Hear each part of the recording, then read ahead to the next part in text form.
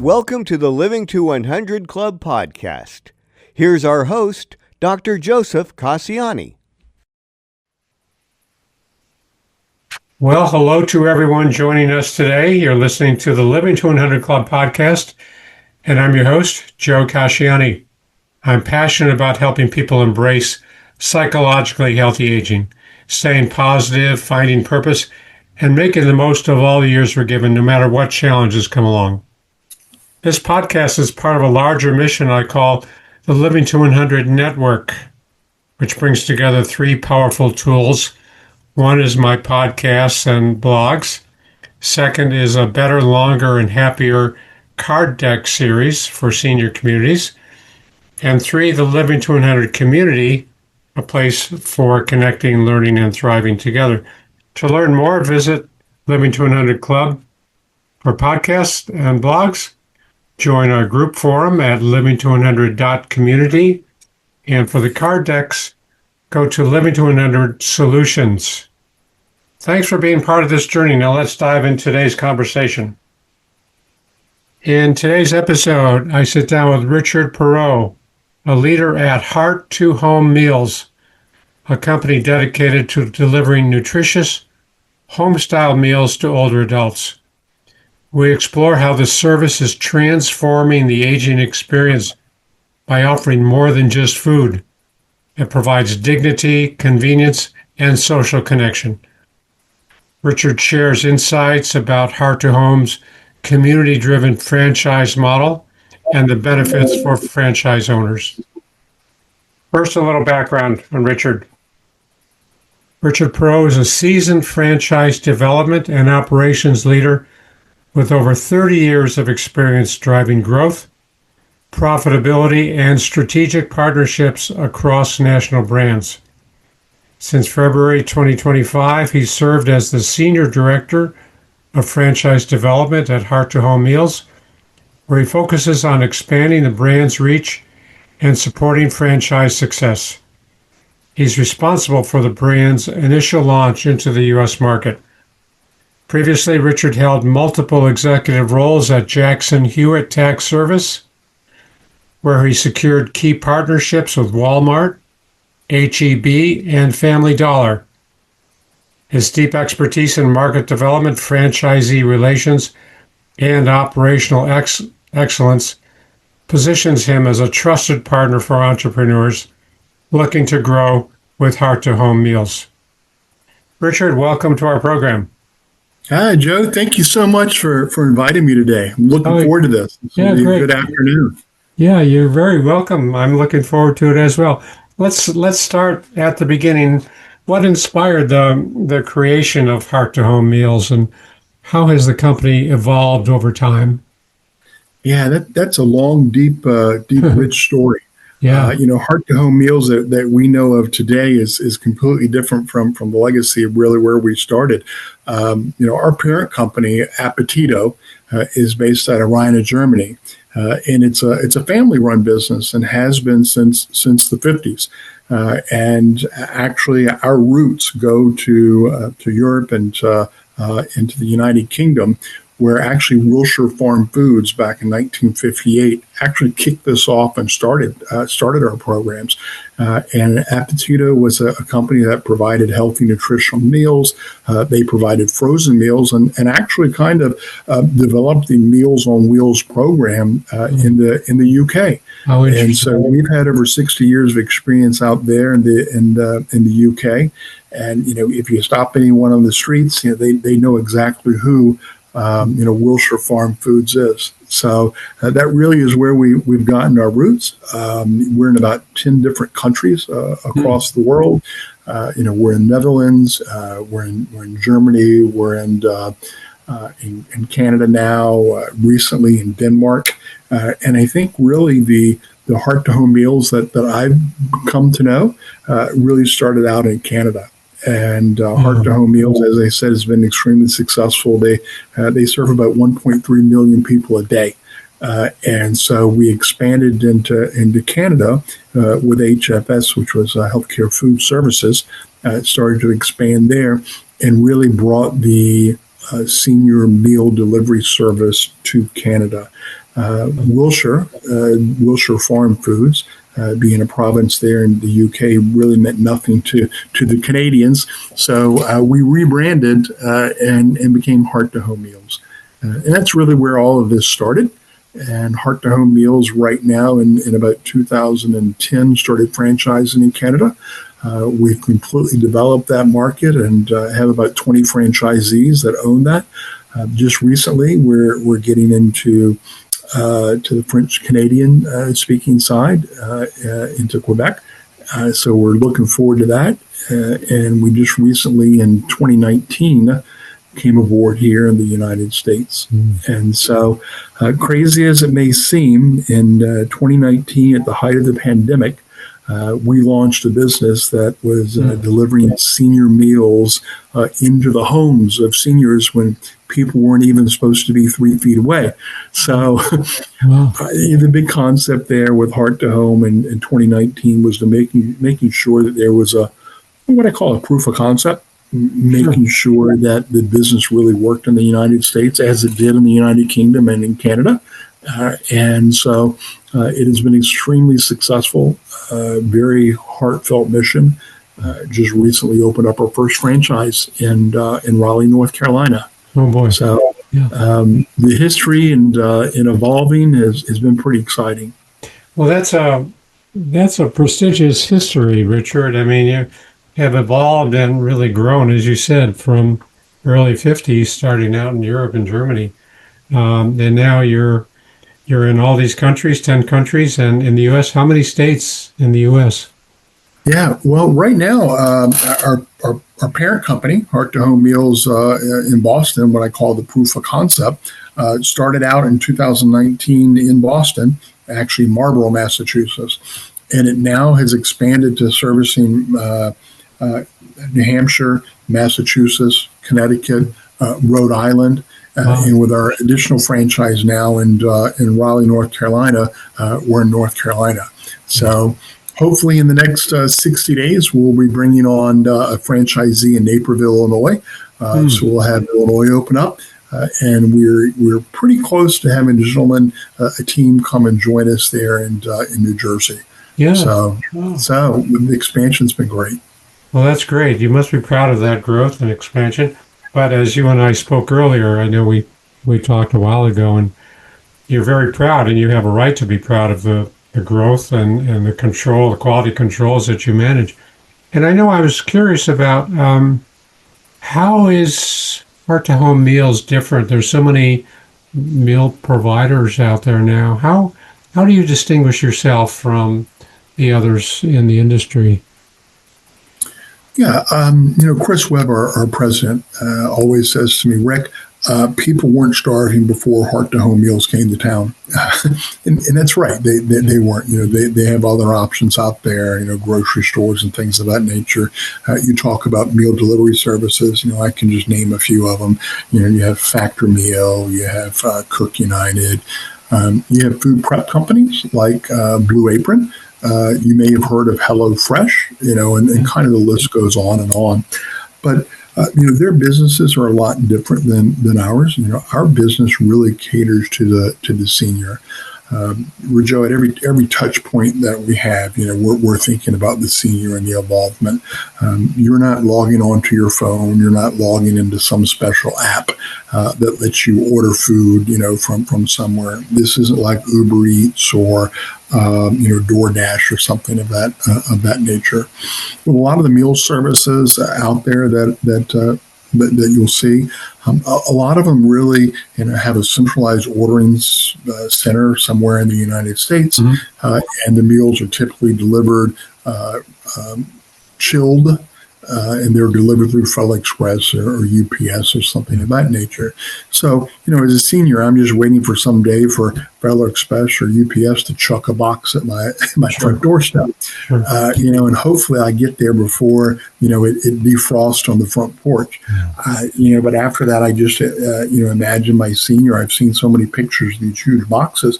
These are, if you've never unloaded one, it's like they ship a banana crate to you, a banana box. And you've got a small, 4 or 5 meals, but you've got 30 pounds of refrigerated material that you're dealing with. Yeah.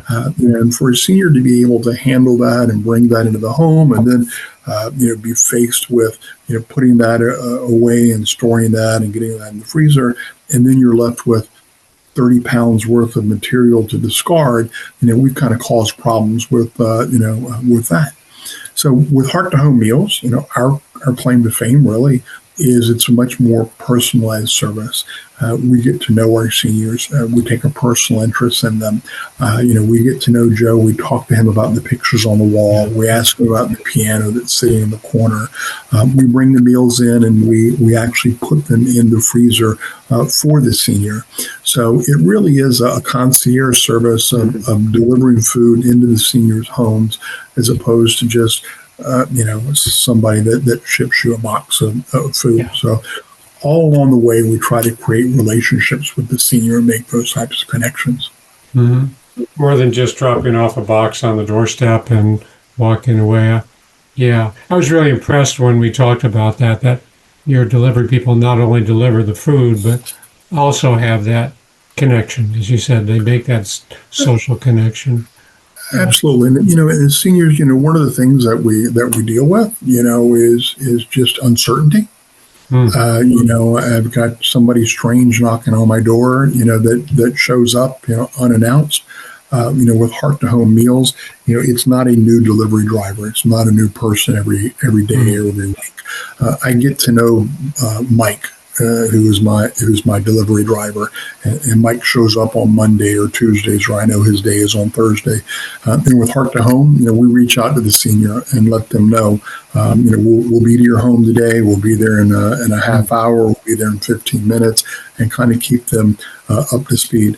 I know my hearing isn't as good as it used to be, and you could bang on my door all day and I probably wouldn't hear you. It's nice for a senior to be able to be prepared for somebody to come into their home, when they're bringing meals. Sure. Yeah. Yeah. So let's talk about the franchise model. That's another differentiator, right? I mean, tell us what the franchise model is like and what makes for a successful franchise. Yeah, I think the core really, Joe, is every franchisee I've met. I met all the franchisees in Canada. These are people that are all mission driven. They are all in this for the right reason. As far as giving back to the community and being able to get involved. Everyone that I speak with, they had their own story. I came to Heart to Home. I was introduced to Heart to Home. I found you when my loved one was faced with these challenges, and I realized, wow, there aren't many opportunities and aren't many people out there to support. And so in all instances, people come to Heart to Home as a franchisee with the thought of, yes, I'm looking to make money and I want to grow and expand the business. But there's so much more behind this than just the profit and making money. And that really is the key to the individual that I'm looking for. It's not somebody that wants to manage this by the metrics and say, okay, you've only got 4 minutes at this stop, and if I can cut 2 minutes off at this light, if I do this here and that here, I'll be able to squeeze another dollar out of it. One of my franchisees, Fred, I spoke with in Canada, said, Rick, I really looked at ways to manage this business and tighten levers and what triggers could I pull to be more successful. And he said, and nothing really seemed to work. He said, and I stopped that. And he said, I got involved in the business. He said, I got to know the customers on my route. I got to know the people in my business. He said, and all of a sudden, things just started taking care of themselves. It's much more about getting involved and doing the outreach and being involved in the community. And that really is the franchisee that I think is going to be most successful. That's really good. It's more than just mechanics and statistics. It's really that connection and involvement and really engagement with the community. Yeah. That's where the growth comes from. I can see that. Yeah. And you're also looking for an individual that is entrepreneurial, but not too entrepreneurial. The most successful way to achieve a franchise system is to follow the system. There is a recommended way, there's a structured way in order for you to be successful.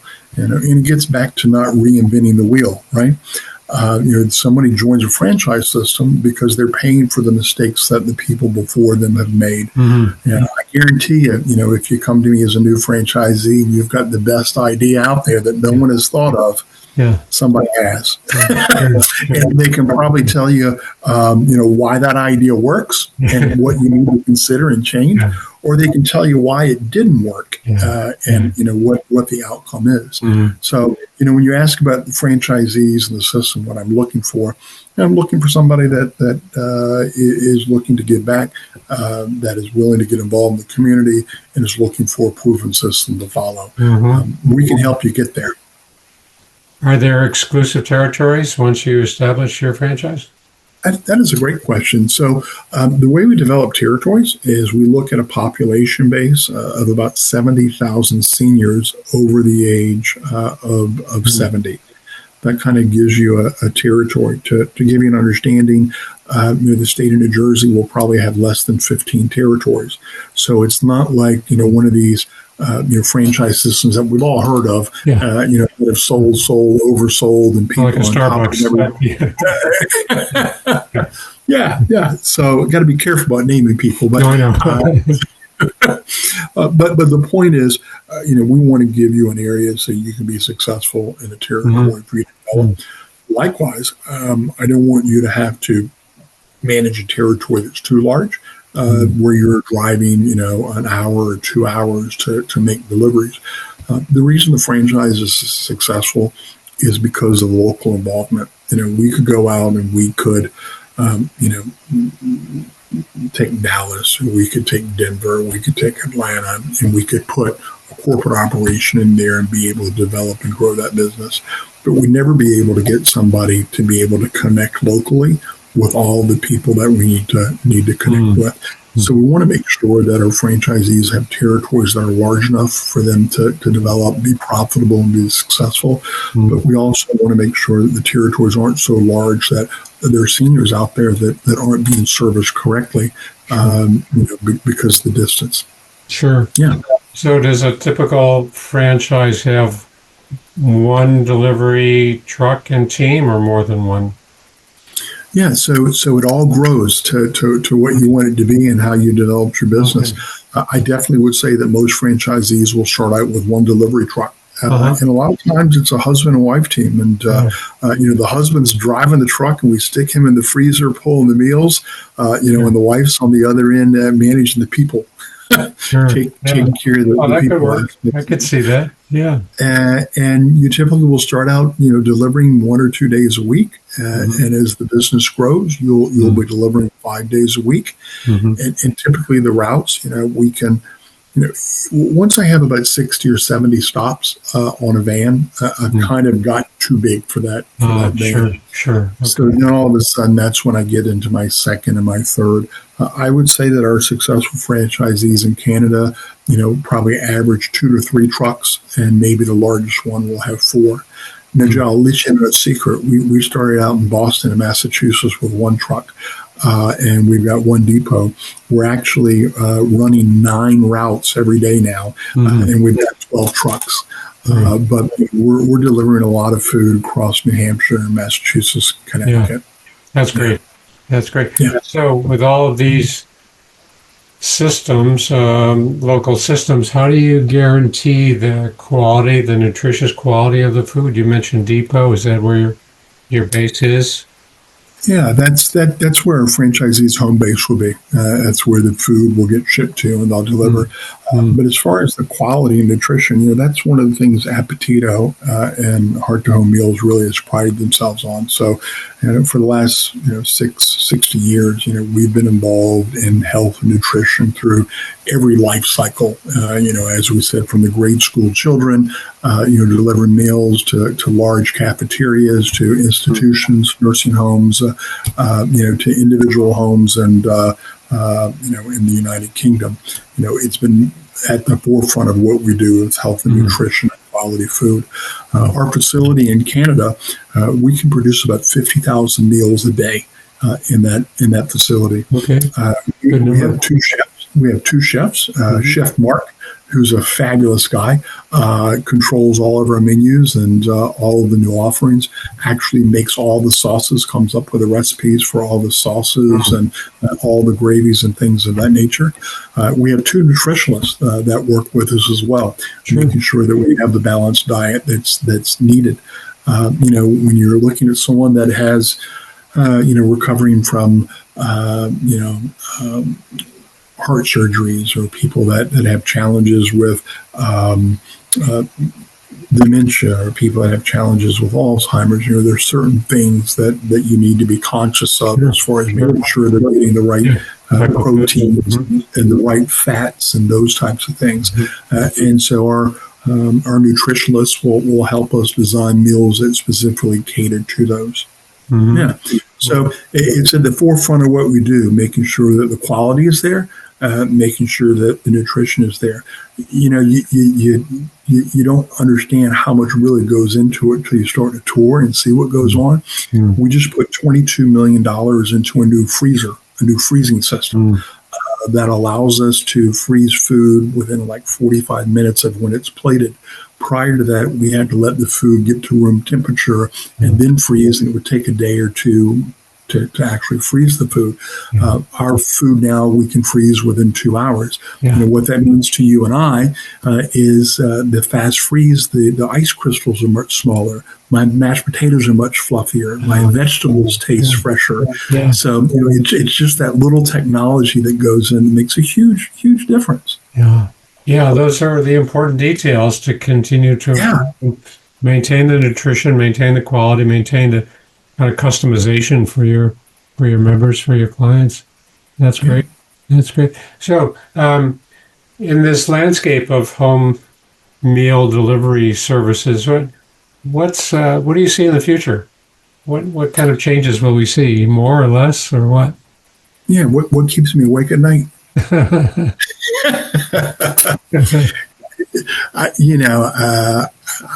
I think you'll see, and we continue to see. I was just at a food as medicine convention in Chicago, and I see a lot of startups, a lot of small operators that are taking out regional food and things of that nature.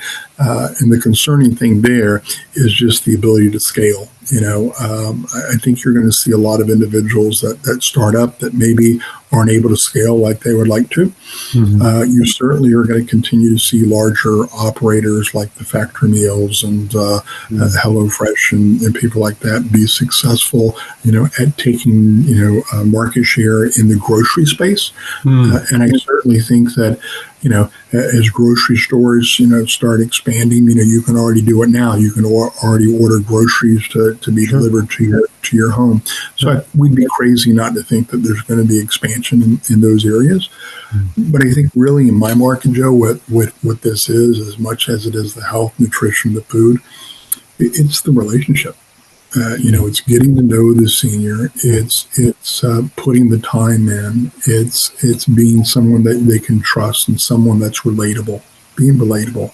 As we've started to see the breakdown of the family unit, and families are scattered all throughout the countries. My mom lives in Miami. My dad lives some distance away. It's hard for us to be able to keep track and keep eyes on people. And as a consumer, I'm going to want to go to somebody nationally that I can trust. I'm going to want to go to a brand that I know that there are people behind there that are making sure that things are done correctly. And I think that Heart to Home wins because we're locally owned and locally operated. You just can't get a corporate employee to care as much as a franchisee does. Sure. The franchisees locally have their heart and soul in the business. And so as much as I see that there'll be encroachment in market share, I know that the other companies will get, I just see as this, I think they call it the silver tsunami. I just see as the senior market continues to grow and continues to expand, there's going to be a huge opportunity for us to provide that personal service. Yeah. Yeah, I can see almost the adult children saying, I'd like somebody to check in on my mom or dad who's been living alone. Oh, by the way, can you bring some meals to them? I mean, it's almost the emphasis, the spotlight could be on that social connection. Well, we can also bring in the meals for nutrition and support. I can see the emphasis being on the connection. I certainly see the expansion there. We are, we go to hospitals and we're working with discharge departments. We're working with case managers and things of that nature. And a lot of them are on, products like Meals on Wheels and things of that nature. And when the case managers hear that, they've got a lot of work on themselves. And they are burdened. They have a tremendous workload. They have a hard time managing all the patients that they have. For sure. And when they hear that we're actually going into the home and checking to make sure meals are being eaten, and we can let a case manager know, hey, just checked on Joe. All the meals from last week are still there. Or hey, let me tell you what I'm seeing, and what's going on. Yeah. So. Huge opportunity on both ends, being commercial, being able to expand currently what we're doing, but also just the ability to help people, to be able to notify that case manager if something's going wrong in a home. So absolutely, 100%. Do you do that then, that you have that connection with maybe the case manager or maybe the referral? We do. We locally try to make those connections because that's where a lot of our referrals come to. When we're working with case managers and people are getting discharged and saying, "What do you mean you can get food to somebody in 24 hours?" That's just amazing to us. And so when I'm used to a case manager, not having that visibility and going in and seeing meals from other services that aren't eaten, now I've got somebody that's, can respond to me with 24, 48 hours, can be delivering meals and is willing to create that relationship to report on that senior. It's just phenomenal. Mm-hmm. Yeah, that's huge. I think that's huge. Yeah. It's so much more than, the meals are important. I don't mean to, we're not minimizing that, but the fact that you can put another pair of eyes on the individual and you can spot decline, or you can spot somebody who's not getting out of bed, or you can spot confusion or something acute happens. That's huge. That's huge. Yeah. And it comes with the territory. It comes with providing that nutrition for the person. Yeah. Yeah. Wow. I love that. So what advice would you have for maybe some individuals, someone who wants to look at this franchise? What kind of questions should they be asking themselves? I think the first one, like we talked about, do you have the heart for it? Is this really something that it gets you up and makes you excited? I'm really starting to see a lot of mid-level management come my way. People that have invested 20 or 30 years with a company that are now no longer there. And they're saying, the next time I do it, it's going to be because I'm making a difference. And that's really what I'm looking for, is that person that truly is looking to make a difference. From there, I say to get actively involved in investigating the franchise system. I think whether you're looking at Heart to Home Meals or any other franchise systems, one of the most important things you need to do is speak with franchisees that are in the system. There's a lot of legal documentation, a lot of information to share with someone, but the most important thing is truly the relationships that the franchisor creates with the franchisee. So as somebody looking into this, I think one of the first things you need to do, get some information, we'll have some conversations, but get involved with the franchisees, pick up the phone, ask them a little bit about their story, ask them about their experience. I think also you need to come in, with your eyes open and realistic expectations. It's not a situation you're going to invest $150,000, $200,000 and start making $100,000 right away. It's going to take you a little bit of time to build the business. But as the business grows, it just tremendous rewards along the way. I say catch up on some vacation time. because once you own a business, it's like your baby. You're going to want to make sure that you're there to make sure the thing launches successfully. I think an important thing is to do a self-evaluation. Figure out where your strengths and where your weaknesses are. Obviously, with this type of business, I need somebody that's willing to get out there and market, promote, get involved in the community. That's not saying if that's not your skill set, you can't be successful, but understand that you're going to have somebody that plays that role. So really just understanding, again, where your strengths are and where your weaknesses are and where other people can fill in along the way. This really is a tremendous family-owned business. I have a lot of families, husband and wives, children that have gotten involved in the business. And as I say, as we start getting rid of middle management, as people start getting a little bit older and saying, I want to have purpose, working in a family business that has everyone involved is tremendous. Yeah, I travel to Florida periodically, and I look at the local papers and I see this flood of people starting the businesses for supplying wheelchairs and walkers and canes and beds. And I think that's got to be a tremendous growth opportunity for communities where there are a lot of 80 plus, 90 plus year olds. But second, I can see the meal delivery service is really just as important, just as necessary. It's not that can't get out. They can still get out, but the convenience of having that regular, consistent, trusted person come into their home, that's huge. That's huge. Yeah. Joey, and I get excited every time I think about the industry. We have 360 million people that live in the United States, 350 million people. And they're projecting that by 2040 that 80 million of them are going to be over the age of 65. Just all of that coming our way. And I don't know if you've tried to schedule an appointment with a doctor or a physician these days, trying to get a schedule. Exactly what you're saying. Our healthcare system is just overworked.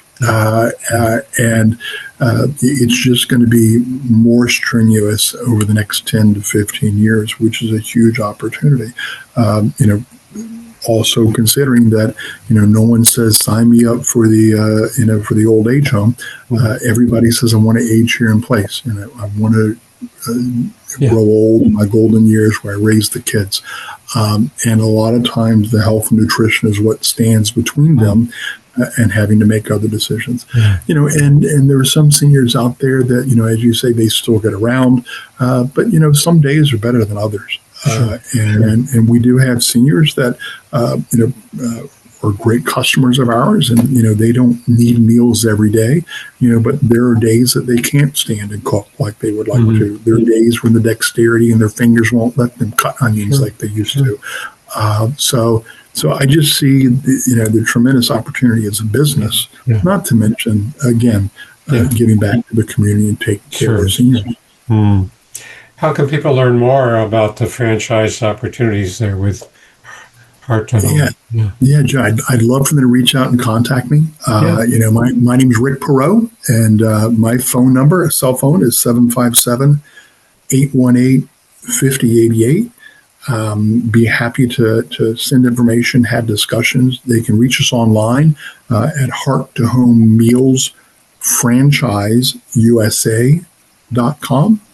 And our website, our commercial website, is hearttohomemeals.com. So, look us up on the web. Give me a call. Would love to connect with you. If you got a senior in your life that you love, call and request one of our catalogs. We'd love to send a catalog out to them for meals that might be available. Yeah, well, that's very generous of you, Rick. The cell number, just to repeat it, 757-818-5088. And the franchise URL's Heart to Home Meals FranchiseUSA.com. Yes, sir. You're absolutely right. Your main website is hearttohomemeals.com. This is great information. I've been impressed with your story. You're a great spokesperson for your company. such I certainly appreciate it. Well, it's easy to talk about a company like this. Yeah, As I say, it's family run, has been for 4 generations. It's not a company that's being run by shareholders or private equities. They Sure. truly are in this for the right reasons, and that makes all the difference. Yeah, the mission driven is really the qualifier here.